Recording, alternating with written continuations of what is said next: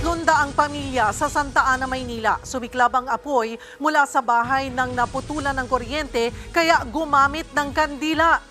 Live mula sa Santa Ana, Maynila. Nasa frontline ng balitang yan, si Mon Gualvez. Mon, saan nananatili ang mga nasunugan? Cheryl, dahil sa dami ng mga residente wala nang babalikang bahay, nag-set up na lang muna ang lokal na pamahalaan ng mga tent dito sa mismong Sagrada Familia Street. Sa loob nitong tent, kasama ng mga nasunugan, yung iilang gamit nilang naisalba. Gaya dito sa Pamilya de los Reyes, merong mga damit, merong maswerte sila nabitbit ng mga appliances gaya na electric fan, saka telebisyon. Pero sa iba talaga, wala nang natira na gamit. Ang problema pa dito sa loob ng tent, talagang pahirapan din dahil kahit nag-set up sila ng mga karton at saka ng mga banig, diretso naman sa semento yung mismong sahig nila.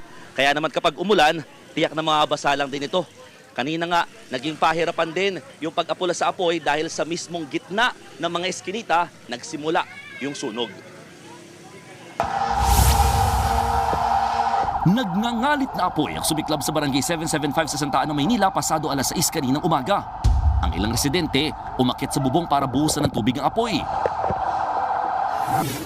Pero hindi ito umubra. Patuloy na nilamon ng malakas na apoy ang mga bahay. Makapal din ang usok habang ang mga bumbero nahirapang pasukin ang mga eskinita. Entrance and exit po natin ay iskinita lang po na nung papasok po ang mga bumbero, yung mga tao po ay palabas. So nagkaroon po ng konting antala po yun. Base sa investigasyon, naputulan ng kuryente ang bahay kung saan nagsimulang sumiklab ang apoy. Gumamit kasi ng kandila ang mga nakatira roon. Halos 4 na oras ang itinagal ng sunog bago ito naapula. Aabot sa 100 bahay ang natupok. Isa sa mga inagapan kagad ng mga bombero na huwag abutin ng apoy, itong magkakatabi o magkakadikit na junk shop na nasa gilid lamang ng kalsada. Pawang combustible materials kasi o madaling pagmula ng apoy ang marami sa mga kalakal na nandito. Kabilang sa nasunugan ng pamilya ni Marilu De Leon, pangangalakal ang pinagkakakitaan niya. Kakaunting damit at imahe ni Mama Mary lamang ang kanyang naisalba. Magdadasal na lang kay Lord. Malungkot ako, wala na kaming bahay.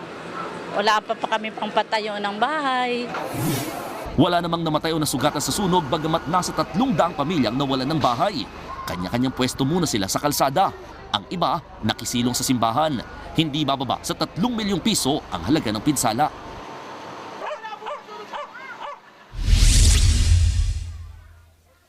Cheryl, aabot sa 10 pamilya yung nagsisiksikan sa loob ng isang tent. Patuloy silang nanawagan ng tulong gaya ng mga pagkain, damit at higit sa lahat, pinansyal na tulong para meron daw sila mapangsimula muli at mapanggawa ng kanilang mga nasunog na bahay. Cheryl. Maraming salamat, Mon Gualvez. Mga kapatid, Cheryl Cosim po, huwag maging huli at maging una sa lahat sa balitaan. Para sa tuloy-tuloy na talakayang sa Frontline, mag-follow at mag-subscribe sa social media pages ng News 5.